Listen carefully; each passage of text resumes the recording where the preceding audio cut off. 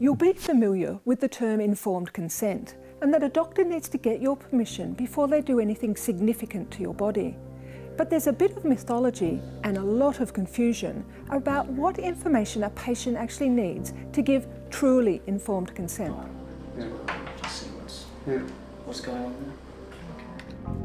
For many doctors, this has been about simply avoiding being sued if something goes wrong. But for patients, it's a much more important issue. It's your opportunity to ensure that you get the right treatment for you as an individual. And it's also an opportunity to be aware of complications so that you can act quickly if they occur. Now, there are benefits for both doctors and patients when patients are involved in the decision-making process. Your risk increases. A doctor may be an expert on the clinical issues, but only the patient knows about their own lifestyle and their own preferences. For example, if you had an eyesight problem and you were offered surgery, there may be a small risk of permanent blindness with that surgery. Many people might be willing to accept that small risk, but if you rely on your eyesight for your job, say a truck driver, it may not be possible for you to accept that risk, and you might want to choose to wear glasses instead. The decision-making relies on more things than just the clinical issues. Making a decision about health treatment can seem complex and a bit daunting, but we make complex decisions in our lives all of the time.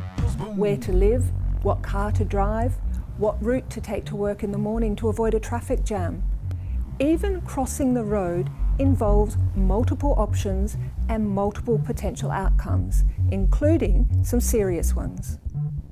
So we can make the right decisions as long as we have the right information. And to get the right information, there are 3 questions you can ask your doctor.